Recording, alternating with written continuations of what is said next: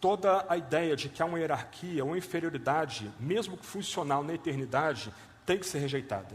Mas quando nós nos movemos para a economia de Deus, a obra de Deus na história da redenção, nós precisamos afirmar que há uma subordinação temporária entre essas pessoas. Eu não sei se fica claro o ponto aqui.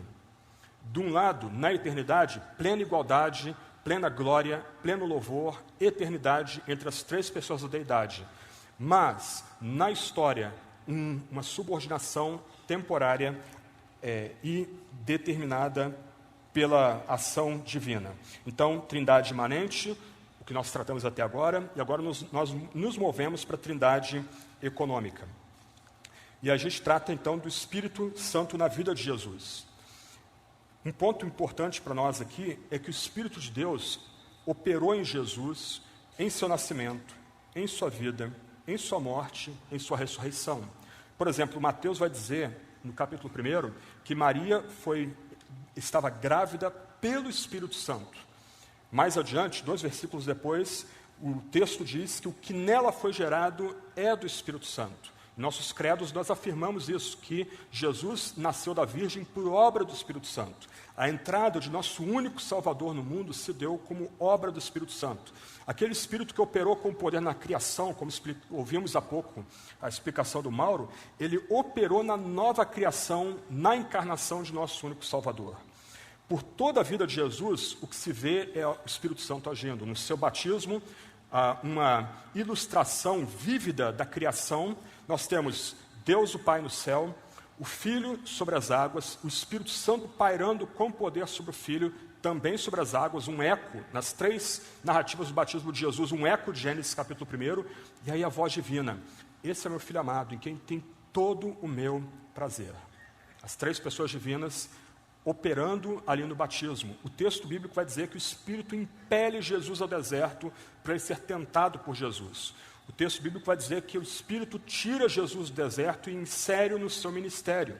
Em Atos 10, 36, 43, que eu já citei há pouco, vai dizer, Pedro afirma que os milagres, os sinais, os prodígios que Jesus operou, ele operou por meio do poder do Espírito Santo.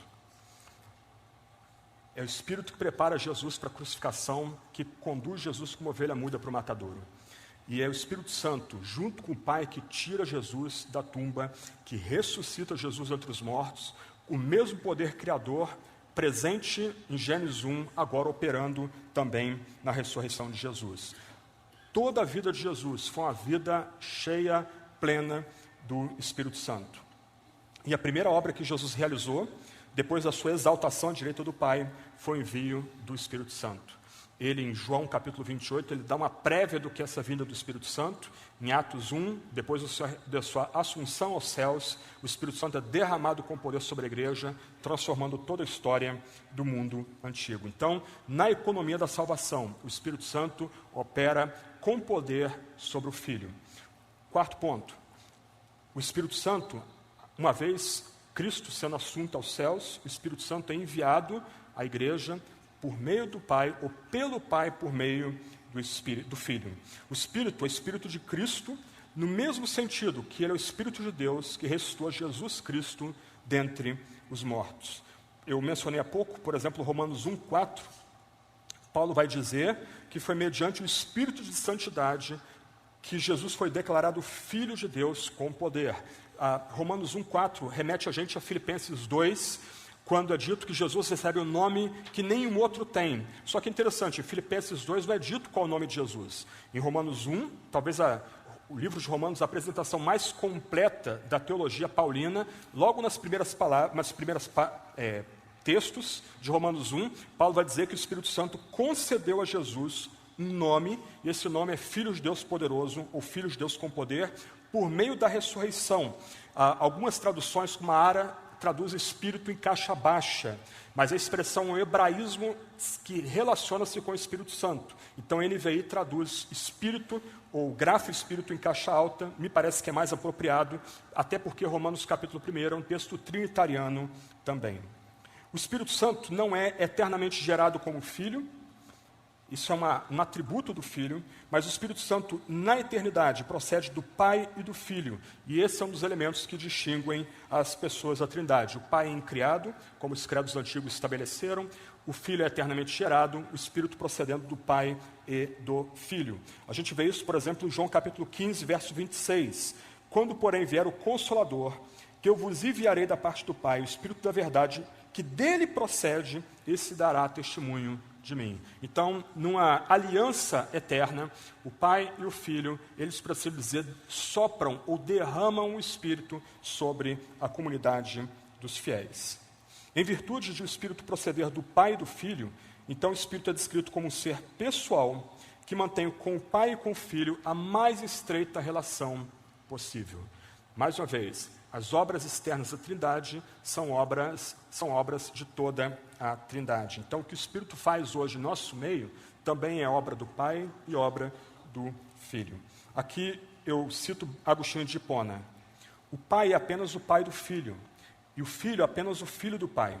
O Espírito, entretanto, é o Espírito tanto do Pai como do Filho, unindo-os em um vínculo de amor.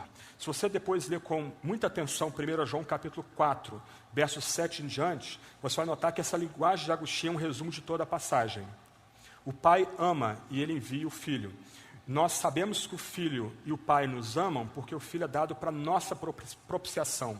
E nós experimentamos o amor do Pai e do Filho porque o Espírito Santo é derramado sobre nós. Uma passagem trinitariana, e Agostinho parece que resume toda essa passagem nesse dito que eu li para vocês.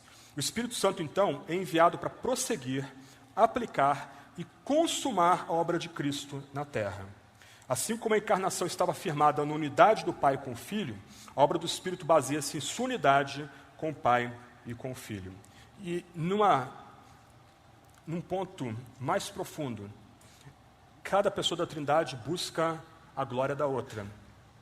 Nessa dança de glória, por assim dizer, nós temos a unidade da deidade. O Pai quer glorificar o Filho quer glorificar o Pai. A forma do Pai glorificar o Filho é enviar o Espírito Santo para que a gente lembre tudo que o Filho nos ensinou e faça, se possível, obras maiores do que o Filho fez. Quanto mais o Espírito opera entre nós, mais o Filho é glorificado, mais o Pai é glorificado. Para aqueles que acham que a primeira pergunta e resposta do catecismo de Westminster é egoísta, né, nós devemos viver toda a nossa vida para a glória de Deus, nós então somos lembrados que ao buscar a glória de Deus, nós imitamos a deidade, nós imitamos o Deus trino da forma mais profunda. Quando nós buscamos a glória de Deus, nós estamos imitando cada pessoa da Trindade buscando a glória da outra, na dança de amor e na dança de glória de eternidade a eternidade. Continuando, uma outra citação de Basílio. Atesto a todo aquele que confessa o Cristo, mas renega a Deus, que Cristo em nada o ajudará. Dou testemunho ao que invoca a Deus, mas rejeita o Filho, que sua fé é vã, e ao que recusa aceitar o Espírito, que sua fé no Pai e no Filho é vã, e ao que recusa aceitar o Espírito, que sua fé no Pai e no Filho cairá no vazio. Nem mesmo poderá possuir a fé se não tiver o Espírito. Com efeito, ninguém pode dizer, Jesus é Senhor, a não ser no Espírito Santo. Ninguém jamais viu a Deus. O Filho unigênito, que está no seio do Pai, esse o deu a conhecer. Acha-se também excluído da verdadeira adoração aquele que renega o Espírito. De fato, é impossível adorar o Filho a não ser no Espírito Santo, nem é possível invocar o Pai a não ser no Espírito da adoção filial.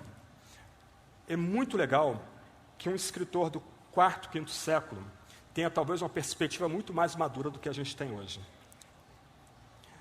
Parece que os nossos conflitos contra o Espírito Santo enterraram a doutrina num monte de controvérsias e a gente acabou perdendo o básico. E quando a gente dá um salto aí de 15, 16 séculos, parece que o ambiente areja um pouco, apesar do calor que a gente está experimentando aqui nessa manhã. Quinto e último ponto, antes de caminhar para algumas observações práticas ou pastorais. O Espírito Santo opera na criação e na salvação. Quanto à criação, o Mauro já tratou disso aqui apropriadamente. O Espírito é o Espírito criador, o Espírito Santo é o Espírito da vida, mas o Espírito Santo também é aquele que doa aos homens dons e talentos, mesmo para os incrédulos. Um ponto importantíssimo da tradição reformada é a doutrina da graça comum.